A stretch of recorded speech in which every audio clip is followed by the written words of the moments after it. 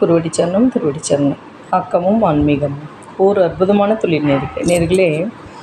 ஒரு பிசிபெல்லா பார்த்தினா சின்ன வெங்காயம் போடுவோம். இது சாம்பார் சாதம். ஆனால் இதுக்கும் அதுக்கும் ஒரு என்ன டிஃப்ரெண்ட் அப்படின்னா, சின்ன வெங்காயம், முருங்கைக்காய், தக்காளி இதெல்லாம் போட்டால் சுவாமிக்கு நைவேத்தியம் பண்ண முடியாது.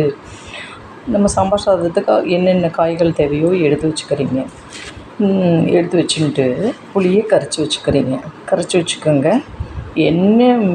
என்ன நம்ம இது பண்ணினாலும் தாளிப்பும் ஒரு பொடியும் தான் மிக மிக முக்கியம். கண்டிப்பாக அதுக்கு ஒரு குயிக்காக ஒரு பொடி சொல்லவா? தனியா 2 தனியா, கடலைப்பருப்பு, உளுத்தம்பருப்பு, மிளகா வத்தல், கருவேப்பிலை, பெருங்காயம், உளுத்தம்பருப்பு, ஜீரகம், மிளகு இதெல்லாம் போட்டு எல்லாமே. தனியா 3 ஸ்பூன்னா இதெல்லாம் 1 ஸ்பூன் போட்டுக்கோங்க. மிளகா வத்தல் ஒரு 8 போட்டுக்கோங்க. இப்படி ஸ்டோர் பண்ணி வச்சுக்கோங்களேன், செம்மையாக இருக்கும். வேணுங்க போட்டுக்கலாம். அதே போல் என்ன சாம்பார் பண்ணி வச்சாலும் மேலே 1 ஸ்பூன் தூவுங்களேன், கமன்னு இருக்கும்.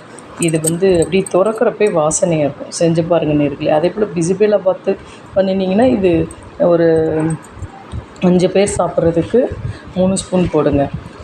இந்த சாம்பார் சாதம் பண்ணிங்கன்னா துவரம்பருப்பு, அரிசி குக்கரில் விசில் விடுறீங்க, காயை போடுறீங்க, புளியை கரைச்சி விடுறீங்க, இந்த பொடியை போட்டு ஒரு கிளறிட்டு சுண்டை வத்தல், முந்திரி பருப்பு போட்டு தாளிச்சு வைங்க. செம்மையாக இருக்கும். கண்டிப்பாக செஞ்சு பாருங்கள் நேர்களே.